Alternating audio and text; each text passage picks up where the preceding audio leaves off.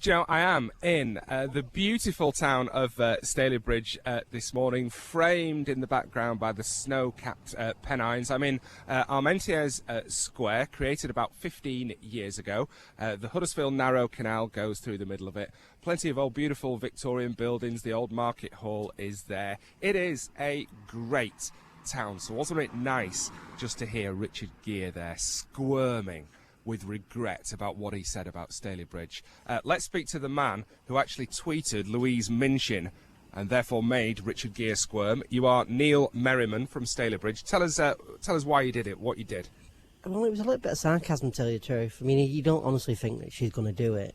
I just saw the tweet where she said she was excited to be interviewing him, so I just tweeted and basically sarcastically said, well, getting to apologise for what he allegedly said about Stalybridge, 37 years ago, and I'll go and watch his new film.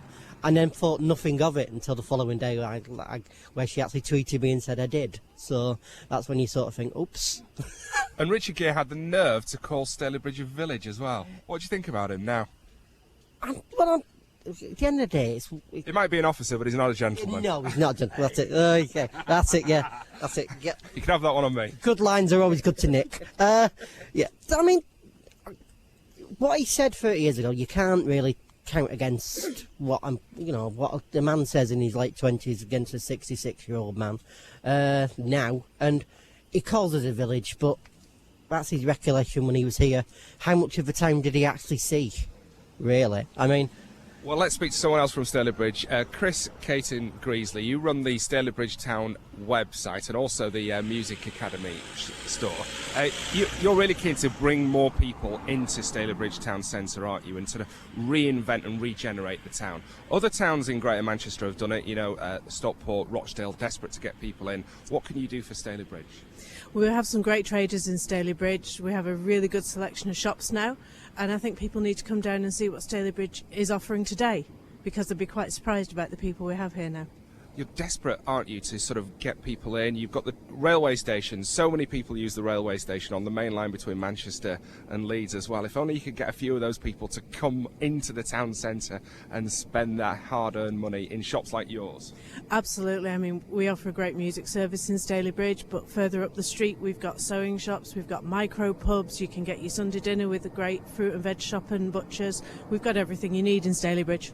And ironically, one of the things you're doing, you've created a community cinema in Stalybridge. Tell us a bit about that, and tell us about the film that you're going to be showing at the community cinema later this month. Yeah, we started a community cinema last August with the British Film Institute, with the Neighbourhood Cinema Project. And ironically, completely unplanned, we're actually showing Yanks on March the 22nd.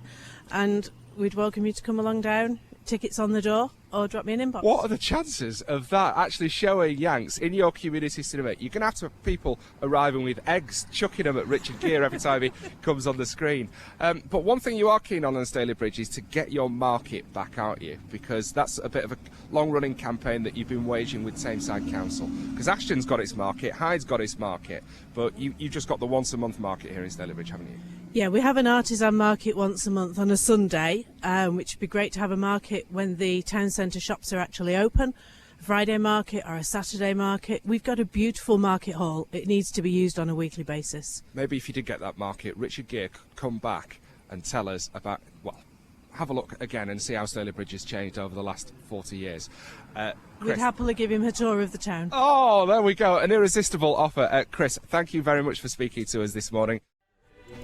Yes, it is looking beautiful this morning, Stalybridge, and yes, it's a long way to Tipperary. Was composed here in the Cheshire. Let's get it right, the Cheshire town of Stalybridge, because back in 1974, of course, there was the creation of Tameside, and there was that reluctant marriage with the Lancastrians from down the road in Ashton-under-Lyne. There was a few more sort of setbacks, really, for the town of Stalybridge back in the 1990s, because the old town hall burnt down and the market closed.